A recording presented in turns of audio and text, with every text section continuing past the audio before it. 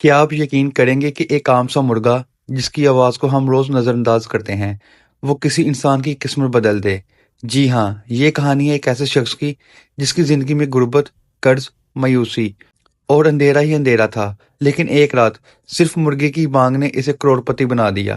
آخر ایسا کیا ہوا؟ مرغے نے ایسا کیا کر دیا؟ اور یہ سب کہاں، کیسے اور کیوں ہوا؟ آج کی یہ کہانی سن کر آپ بھی کہیں گے اللہ جسے چاہے جہاں سے چاہے دے دیتا ہے۔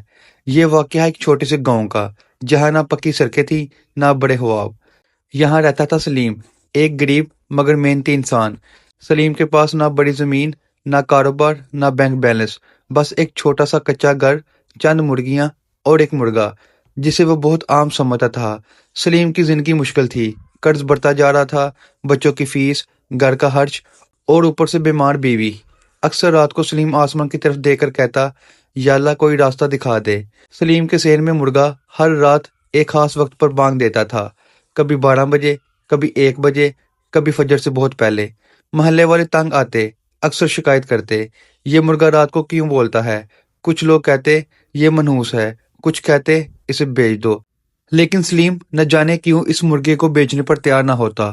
وہ کہتا اللہ کی مخلوق ہے، کوئی نہ کوئی حکمت ہوگی۔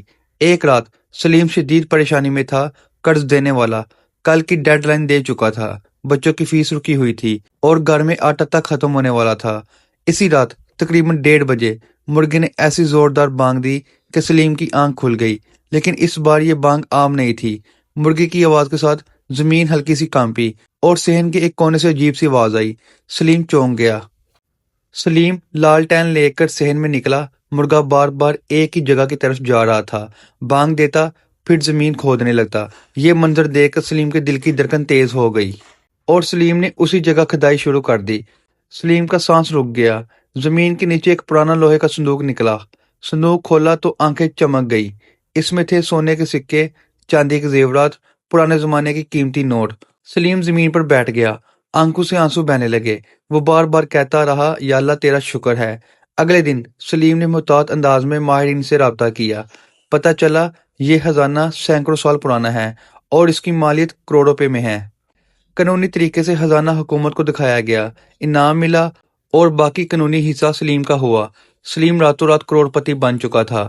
لوگ پوچھتے ہیں مرغا کہاں ہے؟ سلیم مسکرا کر کہتا وہ میرا محسن ہے، اس نے مرغے کے لیے الگ جگہ بنوائی، کبھی اسے بیچا نہیں، نہ کاٹا۔ سلیم کہتا ہے جس میں لوگ نے مجھے اندھیرے سے نکالا، میں اس پر ظلم کیسے کر سکتا ہوں؟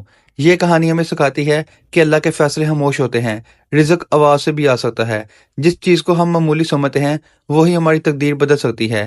صبر کا پھل ہمیشہ میٹھا ہوتا ہے۔ اگر آپ کو یہ کہانی ذرا سی بھی دل کو لگی ہو تو ویڈیو کو لائک کریں، کمنٹس میں اللہ کا شکر لکھیں اور چینل کو سبسکرائب کریں، کیونکہ ایسی سچی، حیران کن اور ایمان تازہ کرنے والی کہانیاں ہم روز لے کر آتے ہیں۔ اللہ حافظ۔